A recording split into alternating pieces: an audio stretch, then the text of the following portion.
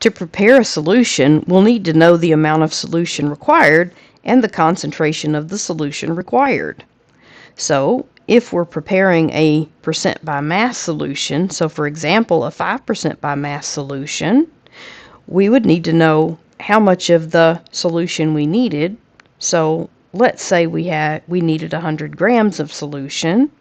Then we would add 5 grams of solute per 100 grams of solution to get a 5% solution.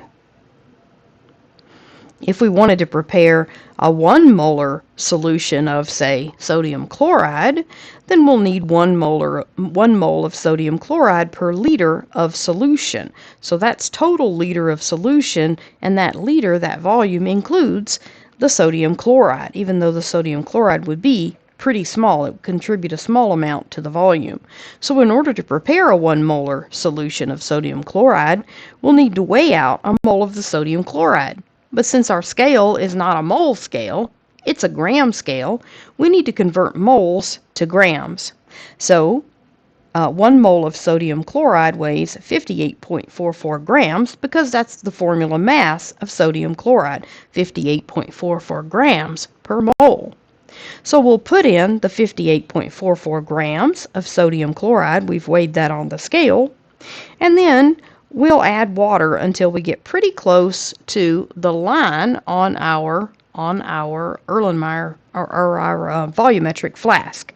So we'll get really, really close to the line, and maybe even put this under a carboy of double deionized water or ultra pure water until we get right close to the line, and then we'll add drop by drop from maybe a wash bottle that we know is very clean until we get exactly to the line, and then we can mix the solution. Okay, if you think your solution won't mix well, you might want to add just a little water and mix it up until everything dissolves, and then continue to add water until you get to the line. So we learned earlier that molarity is moles of solute per liter of solution. So if you have a sugar solution with a concentration of 2 molar, if you had 1 liter of solution, you'd have 2 moles of sugar. If you had 2 liters of solution, you'd have 4 moles of sugar in there. And if you only had a half liter, then you'd have half of that amount of that concentration amount, which would be 1 mole of sugar instead of 2. Molality is moles of solute per kilogram solvent. So the solvent is on the denominator, and that doesn't include any of the solute. So again, moles of solute per kilogram solvent, okay? And this is in order to be temperature dependent, because this is based on masses and not volumes, and volumes can be slightly temperature dependent. If you combine 25 grams of a solute that has a mass of 25 grams per mole with 100 grams of a solvent, what is the molality of the resulting solution?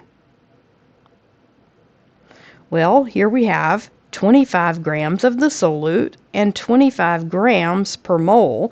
So that's 25 on the top, 25 on the denominator. That gives us moles. And we know molality is moles of solute per kilogram solvent.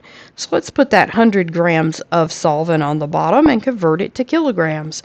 That gives us 10.0 molal. We mentioned briefly earlier parts of solute per parts of solution, so parts can be measured by mass or volume.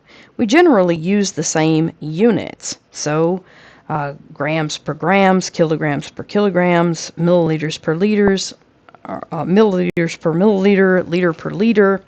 Sometimes we have a mass volume solution, which would be, say, grams per milliliter, but the units will be given on the solution, or you'll be instructed to make a specific type of solution. Percentage would be parts of solute in every 100 parts of solution. So if a solution is 0.9% by mass, then there are 0.9 grams of solute for every 100 grams of solution, or 0.9 kilograms of solute per 100 kilograms of solution. So you could use that as a conversion factor. Let's say you had a 2%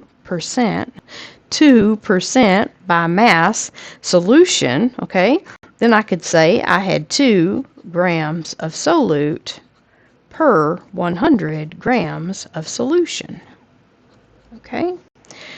Parts per million means parts of solute for every 1 million parts of solution. So if a solution is 36 parts per million by volume, there are 36 milliliters of solute and 100 milliliters of solution. The mole fraction of a solution is the fraction of the moles of one component over the total moles of all components in the solution. The total of all of the mole fractions of a solution equals to 1. Each of the components would be a fractional number. And this is unitless because we're dividing moles by moles. The mole percentage is equal to the mole fraction times 100. So this is the percentage of the moles of one component versus the total moles of all components in the solution.